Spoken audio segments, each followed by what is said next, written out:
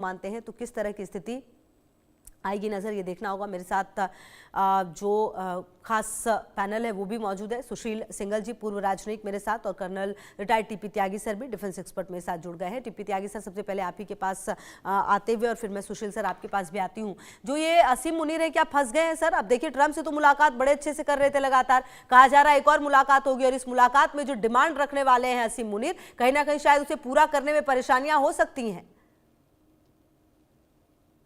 देखिए, लगता तो है ऐसा, पर हो नहीं सकता।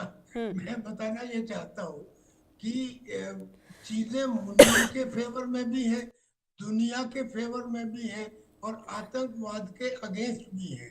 अगर ऐसा होता है कि अगर पाकिस्तान अपने ट्रूप्स भेजता है गाजा में और इस्तेमाल करता है उन ट्रूप्स को हमास के निशस्त्रीकरण के लिए, यानी कि उनसे आर्क गिरवाने के लिए, तो ये एक नया ट्रेंड सेट करेगा।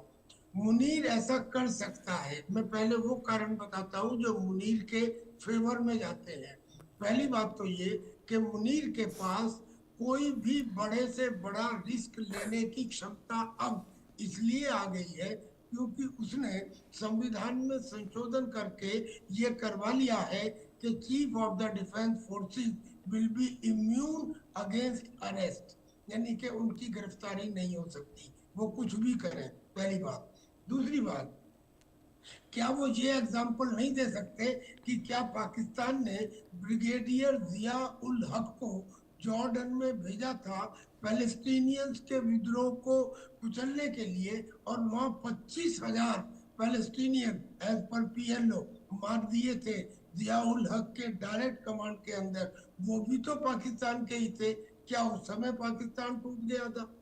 तीसरी बात, वो ये भी कह सकते हैं कि एक ग्रुप जो एंटी इजराइल था पाकिस्तान में, वो मैंने अभी 3 महीने पहले ही बैन किया है। वो एंटी इजराइल ग्रुप था, लेकिन उसके बाद पाकिस्तान में उसकी वजह से कोई विद्रोह नहीं हुआ, जबकि मैंने उनके 1500 लड़ाकों को या आतंकियों को गिरफ्तार कर लिया।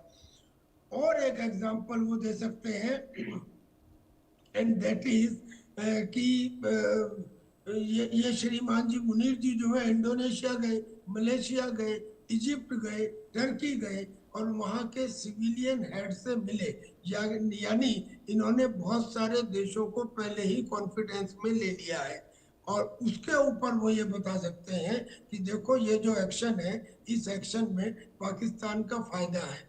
सबसे पहला फायदा तो वो जो रेकोडिक है, वो जो गोल्ड एंड कॉपर माइंस है जो हमने अमेरिका को दे दी हैं, और अमेरिका उसके लिए $1.25 बिलियन हमें दे रहा है, और $2 बिलियन की वहां पे मशीन लाएगा, और उसमें हमारा 1/4 का साझा है। यानी कि अमेरिका की बात मानना इस समय पाकिस्तान के हित में भी होगा। वो ये भी एग्जाम्पल दे सकता है कि देखो हमने पसनी पोर्ट उनको दे दिया है, और उस पसनी पोर्ट की वजह से जो अमेरिका को मिलेगा, यानी कि नियोडाइमियम, वो पर्टिकुलर अर्थ मिनरल जिसकी अमेरिका को सबसे ज्यादा जरूरत है, यानी कि अमेरिका हमारे फेवर में और आएगा। ये पॉइंट तो उसके फेवर में जाते हैं। लेकिन अब ये डिपेंड करता है डोनाल्ड ट्रंप के ऊपर, क्योंकि डोनाल्ड ट्रंप जो है वो एक मर्क्यूरियल लीडर है। पहली ट्रंप में वो पाकिस्तान के पहले टेन्योर में पाकिस्तान के अगेंस्ट थे, अब फेवर में आ गए हैं। लेकिन फेवर में जो आए हैं वो डाउटफुल है। उसके कारण ये है कि जो शब्द बाग दिखाई थे मुल्क में, वो सारे शब्द बाग कहीं ना कहीं रिस्की दिखाई देते हैं। पहले तो उसने कहा था कि मैं इजराइल को रिकॉग्निशन दे दूंगा। उसने ये भी कहा था कि बगराम एयरफील्ड जो है अफगानिस्तान में, मैं उसे अमेरिका को दिलाने में मदद करूंगा। जो सिचुएशन अभी आउट हो गई, प्रोबेबली इंडिया उसे कंट्रोल करेगा। फिर उसने जब ये पसनी पोर्ट की बात कही, तो ये पसनी पोर्ट जो है ये इसके लिए रेल लाइन बिछानी होगी, और जिस जगह से एक्सट्रैक्शन करना है उस जगह पे बीएल बलूचिस्तान लिबरेशन आर्मी ये दावा कर रही है कि वो हमारे कंट्रोल में है, यानी कि ये भी शायद फीजेबल ना हो। फिर ये जो रेकोडिक माइंस है कॉपर और गोल्ड की, ये माइंस कहाँ लोकेटेड है? ये बलूचिस्तान में अफगानिस्तान और ईरान के बॉर्डर के बीच में लोकेटेड है। यानी कि यहाँ पे अगर अमेरिका काम करेगा तो दोनों देश इस समय अफगानिस्तान भयंकर अगेंस्ट है पाकिस्तान के, और ईरान भयंकर अगेंस्ट है अमेरिका के। यानी कि उसके भी पूरी तरह से सक्सेसफुल होने के चांस नहीं है। अब पता नहीं कि ट्रम्प इसके ऊपर जी। यकीन करेंगे या नहीं करेंगे। कुल मिला के बात यह है कि अगर ट्रम्प थोड़ा बहुत यकीन अभी भी करते हैं तो ये पाकिस्तान के और दुनिया के भी फेवर में होगा कि कम से कम एक कट्टरपंथी दूसरे कट्टरपंथी के खिलाफ अगर लड़ेगा तो कट्टरपंथ कम होगा। ठीक है सर, मैं आती हूँ आपके पास। अच्छा सुशील सिंघल जी, जो स्थिति अभी फिलहाल पाकिस्तान की नज़र आती है वो अब देखिए, एक तरफ तो उसने अपने बहुत ही क्लियर हिसाब किताब रखे हैं इस युद्ध में जो इजराइल और गाजा की चल रही है, लेकिन अब जिस तरीके से अमेरिका की एंट्री और अमेरिका के साथ संबंध अब उसके पहले की तरह तो है नहीं, अब तो संबंध उसके बदल चुके हैं। ऐसे में कितना फंसा हुआ पाकिस्तान है फिलहाल? देखिए बात यह है कि अभी जैसे कर्नल साहब ने बड़ा डिटेल्ड एनालिसिस दिया, लेकिन इसमें एक चाइना फैक्टर भी है। हाँ। दूसरा ये है कि हमें ये देखना होगा कि जितने भी ये पावरफुल बन जाए मुनीर साहब, उनसे पहले भी लोग बहुत पावरफुल हुए थे और उन सबका डाउनफॉल हुआ है पाकिस्तान में। ऐसा कोई ये नहीं है कि ओमनी प्रेजेंट रहे कि वो भाई कभी उनका कुछ नहीं हो सकता। हमें देखना पड़ेगा इनका बेस क्या है। मुनीर साहब जो है उनके 3 बेस हैं जिसके ऊपर उन्होंने सत्ता को कब्जा करने की कोशिश की है वहां पर। पहला तो है ये रिलीजियस जो नेशनलिस्ट हैं उनको बढ़ावा देते हैं, उनको उनकी कहते हैं कि उनके में हामी हो। दूसरा कहते हैं कि जो है इमरान खान को न्यूट्रलाइज कर दिया उन्होंने, तो पॉलिटिकल कंट्रोल जो पॉलिटिकल कैओस वहां पे हो रहा है उसके ऊपर उन्होंने कंट्रोल किया है। तीसरा उनका है कि मुझे बैकिंग मिल रही है बाहर से, वो यूएसए की हो, चीन की हो, आईएमएफ की हो या गल्फ कंट्रीज की हो। अगर वो जो प्रेसिडेंट ट्रंप कहने की संभावना है, क्योंकि जो 20 कंट्रीज का नाम लिया है मुस्लिम देशों का, उनमें जो है नाम पाकिस्तान का भी है। पाकिस्तान की जो सबसे हमेशा जैसा कि आपने कहा कि वो पैलेस्टाइन को सपोर्ट, और पुरानी बात को अगर हम थोड़ा सी देर के लिए छोड़ भी दें, इस वक्त जो पूरी तरह से जो सरकार है वहां की या जो पब्लिक सपोर्ट है वो पैलेस्टाइन के लिए है। तो अगर वो डायरेक्टली सपोर्ट करते हैं कितना भी मजबूत हो, तो वहां पर जिस तरह के वहां सेंटिमेंट हैं, जिस तरह के वहां रिलीजियस ग्रुप्स हैं, और वो जो है जरूर इसका विरोध करेंगे। जहां तक यह आर्मी की, वहां की पाकिस्तान की आर्मी की इफेक्टिवनेस का सवाल है, वो हमने बलूचिस्तान और खैर पख्तून में और इवन पंजाब में देख लिया वो कितने इफेक्टिव है। तो वो जो है जब जनता का जब चलता है, विरोध चलता है, तो वो आर्मी हो या कोई हो, उसका वो पूरी तरह से उसको मेरे ख्याल से कुचल नहीं सकते। आज के जमाने में बहुत मुश्किल काम है ऐसा होना। अगर वो कर पाएंगे तो हेड्स ऑफ टू हिम कि भाई वो, लेकिन वो लेजिटिमेसी उनकी खत्म हो जाएगी मेरे विचार से। और जहां तक इनकी दोस्ती की बात है, अमेरिका को जो उन्होंने ऑफर किया है, अमेरिका ट्रंप के अंदर भी बहुत स्मार्ट है। उन्होंने जो उसके बारे में बंदरगाह की बात हो रही है, पोर्ट ऑफर किया है, उन्होंने उसके ऊपर तवज्जो नहीं दी है, क्योंकि उनको दिख रहा है कि कितने ये तो इन्वेस्टमेंट होगी, कितनी बड़ी इन्वेस्टमेंट है, वो चीन ने कर दिया। और दूसरा वो मुकाबला चीन से होगा, तो चीन क्या चुपचाप रहेगा? 60 बिलियन डॉलर जिसने वहां इन्वेस्ट कर दिए हैं पाकिस्तान में, वो इस तरीके से आसानी से पाकिस्तान को जाने देगा अमेरिका की तरफ? मेरे ख्याल से नहीं पॉसिबल है वो। तो वहां भी वहां विरोध होगा। तो ये कहना कि वो एक तरीके से अमेरिका के पाले में पूरी तरह से चले जाएंगे, मुनीर साहब कह के, तो मेरे ख्याल से वो संभव नहीं है। दूसरा, ट्रंप जो है बहुत ट्रांजैक्शनल आदमी है, वो इंटरेस्ट नहीं है उनका कि कहीं किसी देश में वो इन्वेस्ट करें, वो तो वहां से पैसे लेने के चक्कर में है। और ये जो कहे जा रहा है कि जो वहां पर वो गोल्ड मिल रहा है या ये जो मिनरल्स मिल रहे हैं, रेयर अर्थ मिल रहा है, अभी तक जो है कितना वो कॉमर्शियली वायबल है एंड पॉलिटिकली पॉसिबल है? क्योंकि वहां जितना विरोध चीन ने वहां ऑलरेडी देख लिया है कि क्या उनकी इन्वेस्टमेंट करने के बावजूद उनकी वहां पर क्या हालत हो रही है, कि पाकिस्तान आर्मी पूरी कोशिश कर रही है उनकी इन्वेस्टमेंट को प्रोटेक्ट करने की, लेकिन संभव नहीं हो पा रहा है। तो ऐसे में ये हम कहें कि अमेरिका वहां तैयार हो जाएगा, मेरे को नहीं लगता। जहां तक मुनीर है, मुनीर की जो अगर अमेरिका डिमांड करता है कि गाजा में वो ट्रुप सप्लाई करें, तो मुनीर मेरे विचार से इस पोजीशन में नहीं है कि वो कमिट कर सके। वो कोशिश मेरे विचार से क्या करेंगे, डिले करेंगे, कह देंगे हम ट्रेनिंग देंगे, डायल, जो उनकी पाकिस्तान की पुरानी आदत है कि वो कमिट ज्यादा करते हैं पर एक्चुअल में कुछ नहीं करते हैं, तो अपने इंटरेस्ट को हमेशा वो प्रोटेक्ट करते हैं। तो वही पुरानी जो उनकी आदत है वो उसी को मेरे विचार से वो यहाँ भी इस्तेमाल करेंगे। मेरे विचार से वो गाजा में ट्रुप्स कमिट नहीं करने वाले हैं, और करेंगे तो उनके लिए बहुत सीरियस प्रॉब्लम खड़ी हो जाएगी, जो उनकी अपनी लेजिटिमेसी और जो जो जो उनकी इच्छा है कि वो पाकिस्तान में राज करें, मेरे ख्याल से नहीं हो पाएगा।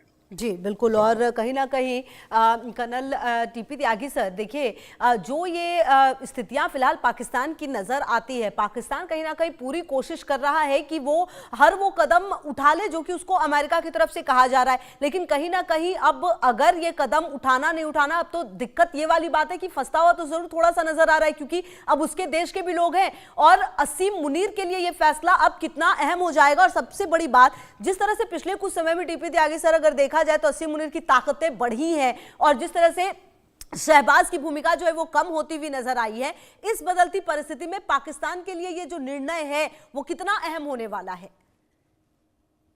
देखिए, बहुत बढ़िया तरकीब से हमारे को पैनलिस्ट ने बताया कि पाकिस्तान की हालत ऐसी है कि वो वादा तो करता है मून देने का, लेकिन दे पाता है मारुति कार।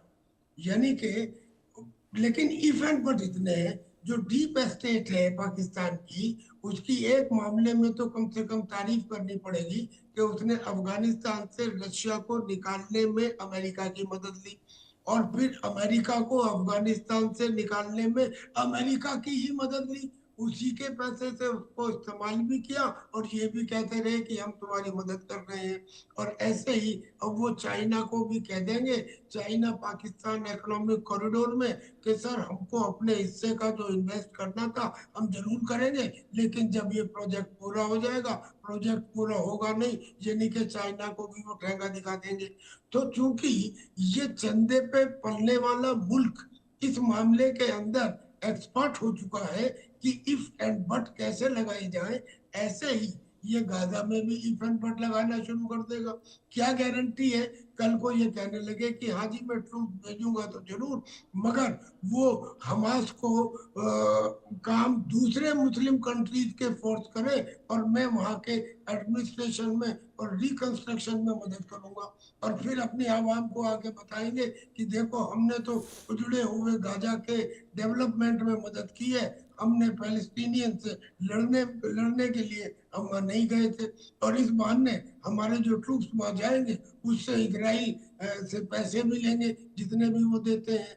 तो कहने का मतलब ये है कि कोई ना कोई इस तरह का रास्ता मुनूर निकालने की कोशिश करेगा कि हमारे ट्रूप्स वहां चले भी जाएं और उसके बाद भी हमारे ऊपर पूरी तरह से ये स्टिग्मा ना लगे कि एक मुसलमान दूसरे मुसलमान को मार रहा है, यानी कि हम वहां के हमास के हथियारों को डिसआर्म कर रहे हैं। ये करने की वो कोशिश करेगा। अब ये डिपेंड करता है ट्रंप के ऊपर कि वो देख पाते हैं कि नहीं देख पाते हैं, क्योंकि जो कुछ प्रॉमिस पाकिस्तान ने किए उनमें से एक भी असलियत में समय की कसौटी पे खरा उतरने वाला नहीं है। ना तो बगराम बेस का, ना इजराइल को रिकॉग्निशन का, ना डेको डिक जो कॉपर और गोल्ड की माइंस है उनका, और ना ही पसनी पोर्ट का। और ये प्रॉमिस उसने किए हैं सब अमेरिका से, और जब ये प्रॉमिस पूरे नहीं होंगे तो चाइना के साथ भी उसकी दोस्ती कंटिन्यू रह सकती है। देखिए जी, मैं तो कुछ उनके साथ और कुछ आपके साथ हूँ। यानी कि जो पाकिस्तान का कैरेक्टर है, ड्यूअल कैरेक्टर है, झूठ बोलने का और षड्यंत्र का कैरेक्टर है, आतंक पैदा करने का कैरेक्टर है, वो अपने इस कैरेक्टर को मेंटेन रखेगा जब तक पूरी दुनिया इकट्ठा होके एक दफा हम ये नहीं कह देती कि गुड एंड बैड आतंकवाद में फर्क नहीं होता, आतंकवाद and Pakistan is the epicentre, इसलिए इस कंट्री को आतंकी देश घोषित करो। जब तक ये नहीं होता तब तक मुनीर औरों के मुकाबले इसे ज्यादा कर पाएगा। कारण ये कि उसने बहुत चालाकी से तख्ता पलट करने की बजाय कॉन्स्टिट्यूशनली तख्ता पलट कर दिया है। यानी कि अभी तक कोई तख्ता पलट हुआ नहीं, पर असलियत में हो चुका है, क्योंकि अब वो इम्यून हो चुका है। अब जो नेशनल अथॉरिटी कमांड अथॉरिटी थी उसे बदल के न्यूक्लियर स्ट्रेटेजिक कमांड बन गई है, जो डायरेक्टली सीडीएफ के हाथ में आ गई है। और सीडीएफ कौन है? सीडीएफ खुद मुल्ला मुनीर है।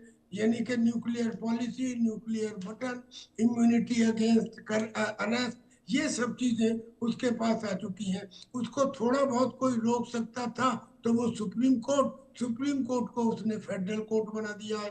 तो under these circumstances, because of absolute power, कुछ जी समय के लिए ये अपने देश का से जो रिवोल्ट होगा उसे रोकने में ये सक्षम हो सकते हैं। लेकिन एक बड़ा खतरा है, अगर पीटीआई इसके अगेंस्ट है, बीएलए इसके अगेंस्ट है, टीटीपी इसके अगेंस्ट है, लेकिन जैश ए मोहम्मद और लश्कर तैयबा तो इसके अगेंस्ट नहीं है, क्योंकि उनके उजड़े हुए कैंपों को दोबारा से रीबिल्ड करने में यही काम कर रहा है। अब तो लोग ये कहने लगे हैं कि आतंकियों से हमें ये डर नहीं है कि उनके हाथ में एटम बम आ गया।